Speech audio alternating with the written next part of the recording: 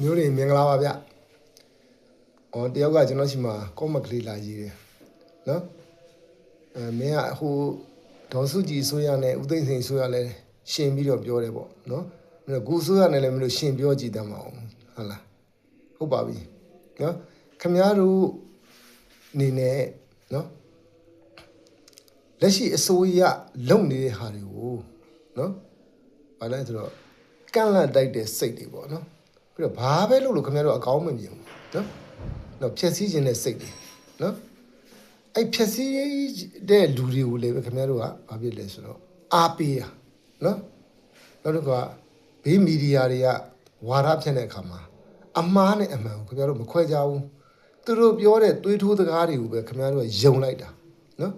အဲ့ဒါတွေကိုခင်ဗျားတို့ကပြင်ရမှာနော်အခုလက်ရှိနိုင်ငံတော်သမ္မတကြီးအနေနဲ့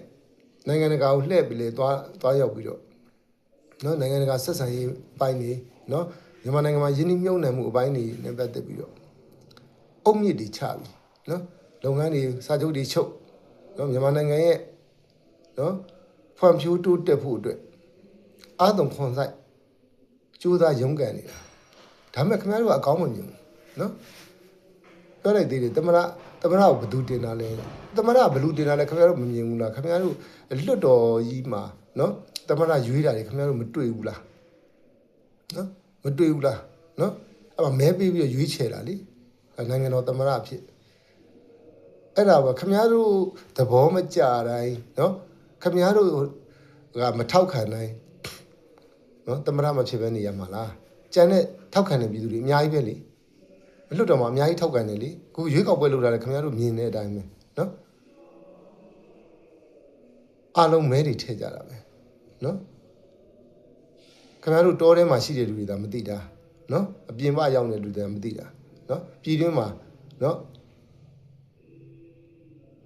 ်အုတ်အော်တောင်းနေမဲ့မဲပေးကြတာအဲ့မဲပေးတဲ့လွှတ်တော်မတ်တွေကပဲနော်နိုင်ငံတော်သမ္မတကြီးကိုရွေးချယ်လိုက်တာပဲလေခင်ဗျားတို့မဟုတ်ဘူးလားဒါပေမဲ့ခင်ဗျားတို့အကောင်းမှမမြင်တာနော်အကောင်းမမြင်တဲ့စကားတွေအပြည့်စကားတွေပဲခင်ဗျားတို့လိုက်ပြောနေတာနော်ကိုယ်နိုင်ငံတိုးတက်ရင်ကိုယ်နိုင်ငံသားတွေအတွက်နော်အခွင့်အရေးတွေနဲ့နိုင်ငံသားတွေအတွက်လည်းတိုးတက်တာပဲနော်နိုင်ငံတော်တိုးတက်ရင်လည်းကိုယ်နိုင်ငံသားတွေအားလုံးတိုးတက်တာပဲအခွင့်အရေးတွေအပြည့်အဝရတာပဲအဲ့လိုတိုးတက်ဖို့အတွက်ခင်ဗျားတို့ပူးပေါင်းဆောင်ရွက်မှရမှာပေါ့ခင်ဗျားတို့မပူးပေါင်းမဆောင်ရွက်ဘဲနဲ့ခင်ဗျားတို့အဖြတ်တွေပဲလိုက်ပြောနော်ကမ်းလိုက်တိုက်မယ်ဘာပဲလုပ်လို့ခင်ဗျားတို့အကောင်းမမြင်ဘူးဖြည့်ဆည်းခြင်းနဲ့စိတ်ရှိတယ်ဖြည့်ဆည်းတဲ့သူတွေလွယ်လိုက်အားပေးတယ်ဟမ်နိုင်ငံတော်သမ္မတကြီးကမန္တလေးရန်ကုန်မန္တလေးလမ်းကြီးကိုနော်ယထာလမ်းကြီးကိုကောင်းအောင်လုပ်လုံခြုံအောင်လုပ်ယထာကောင်းတွေစီးအောင်ယထာအတွဲကြီးဝယ်ပြီးတော့နော်သေချာလုပ်တယ်ခင်ဗျားတို့ကနော်အမှခဲနဲ့ပေါက်တဲ့လူကရှိတယ်လောက်လေးနဲ့ပြစ်တဲ့လူကရှိတယ်နော်တကြည့်ယထာကိုတတ်တတ်ရှင်းရှင်းနဲ့သွားလို့လာလို့ရအောင်သွားတယ်ခင်ဗျားတို့စီးကမ်းမဲ့တယ်နော်အမှယထာပေါ်မှာညစ်ပတ်ပြီးကုန်းတော်ထွေးတဲ့လူနဲ့နော်အမိုက်တွေပြစ်တဲ့လူနဲ့နော်ဒါတွေကခင်ဗျားတို့ပြင်ရမယ်လုပ်တယ်လေခင်ဗျဘလောက်ပဲကောင်းအောင်လုပ်ပြီးခင်ဗျားတို့ကဖြည့်ဆည်းခြင်းနဲ့စိတ်ရှိနေလို့ကတော့နော်ဘယ်ရှိတက်တော့မလဲခင်ဗျားတို့ပူပေါင်းဆောင်ရွက်မှရမှာပေါ့ပြောလိုက်ရင်တော့မြန်မာနိုင်ငံကြီးဆင်းရဲအောင်မလုပ်တာခင်ဗျားတို့လုပ်တာလေခင်ဗျားတို့ကဆင်းရဲပါတယ်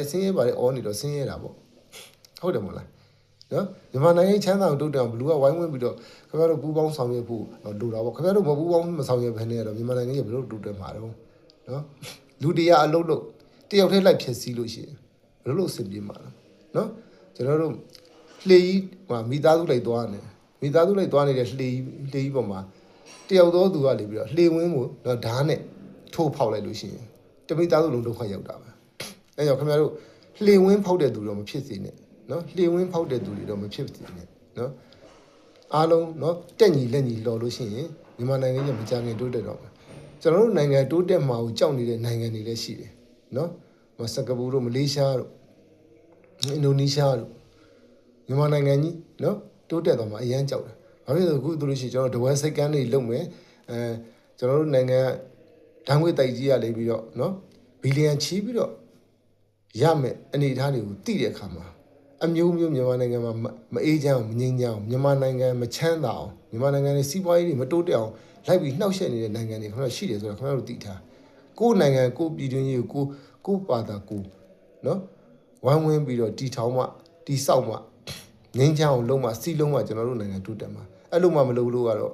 ဒုံရင်ပဲဖြစ်မှာပဲเนาะအဲ့ဒါလေးပြောချင်လို့เนาะ